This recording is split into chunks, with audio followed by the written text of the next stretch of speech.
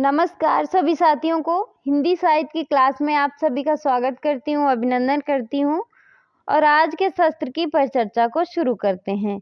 आज का हमारा टॉपिक रहेगा, महत्वपूर्ण टॉपिक है आपके एग्जाम के लिए, असिस्टेंट प्रोफेसर और नेट जेआरएफ में तो ये सिलेबस में भी है और उसके बाद टीजीटी पीजीटी में भी ये क्वेश्चन पूछ लिए जाते हैं। पद्मावत जो है जायसी की रचना है। इसमें पद्मावत में जो 30वां खंड है, नागमती का वियोग, इस पर हम चर्चा करेंगे। तो वन लाइनर में या पॉइंट में इसके महत्वपूर्ण बिंदु हैं जो हमारे क्वेश्चन हमारे एग्जाम के लिए महत्वपूर्ण है। पहला पॉइंट है कि जायसी के पद्मावत का समय आचार्य शुक्ल ने 1540 ईस्वी माना है। पद्मावत का समय क्या माना है? शुक्ल ने 1540 माना है। पद्मावत में सर्ग या खंड कितने हैं? तो वो 57 खंड हैं। नागमती वियोग खंड जो है ये कौन सा सर्ग या खंड है? ये 30वां खंड या सर्ग है।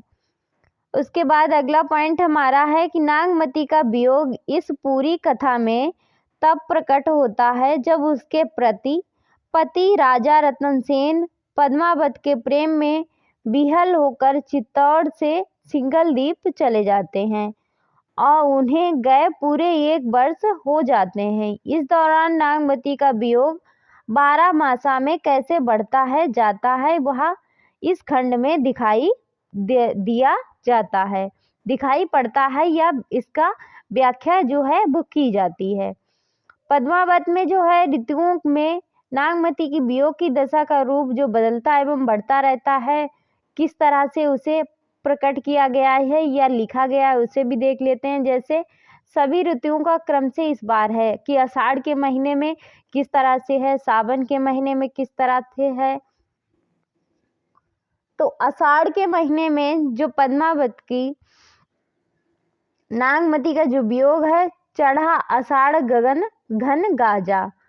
जैसे आषाढ़ का महीना चढ़ाया है और घन बादल जो हैं इतने घने छाए हुए हैं, बारिश से एकदम काले काले से बादल हैं। इस तरह से नागमती का जो वर्णन वियोग का किया गया है आषाढ़ के महीने में। उसके बाद सावन बरस मेघ अति पानी, भरनी परी हो बिरहा झुरानी। इस तरह से है सावन के महीने में इसका वर्णन है। ये पंक्तियां देकर पूछेगा कि ये किस महीने से संबंधित हैं, किस माह से इसकी शुरुआत हुई है। ये जो पंक्ति है वो किस माह से इसकी शुरुआत हुई है। उसके बाद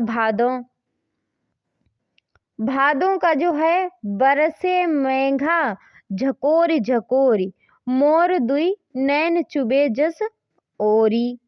जैसे कि भादों के महीने में जो होता है, बादल जो है, बारिश जो होती है वो बहुत घनघोर होती है, एकदम बारिश हो रही है बहुत तेज से। मेघा जो है, मेघा एक नक्षत्र का नाम होता है जिसे बोलते हैं कि मेघा जब बरसती हैं तो बहुत ज़्यादा बरसती हैं, तो बहुत तेज से बारिश हो रही है, इस तरह से झकोर झकोर। उसके बाद कुंवार आता है, कुंवार का महीना आता है। कुंवार में है, लाग कुंवार नीर जग घाटा, अभौ आउ कंत तन लाटा।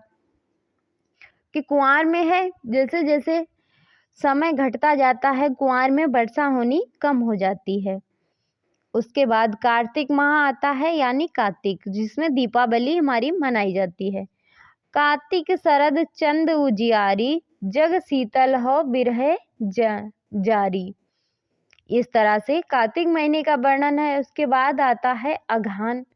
अघन दिवस घाटा, निसि बाढ़ई दुर्लभ, दू भर रैन जाय किम गाड़ी, पिय सौ कहे संधेड़ा, हे भौरा हे काग, सो धनी बिरह जरी मुई, तेरी वा धुआं हम लाग। इस तरह से है अगान के महीने का वर्णन होता है। फिर जो है हमारा पूस आता है।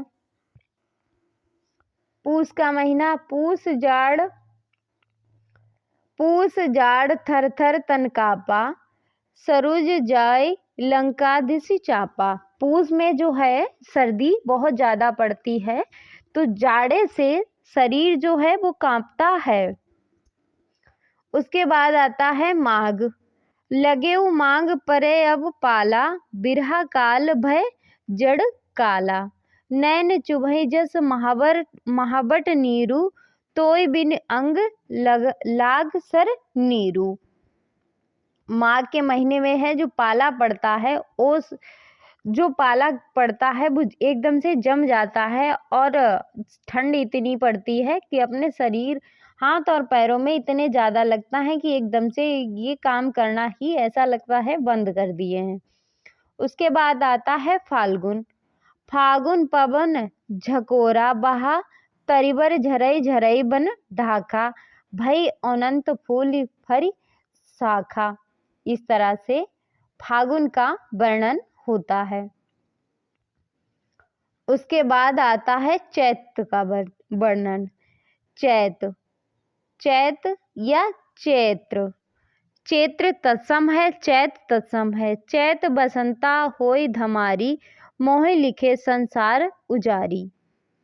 उसके बाद बैसाख का वर्णन है। भा बैसाख तपन यति लागी, लखई जरे जरे जरे जरे जस भारू। फिर भूसई ते तजुन बारू। फिर उसके बाद जेठ का वर्णन है।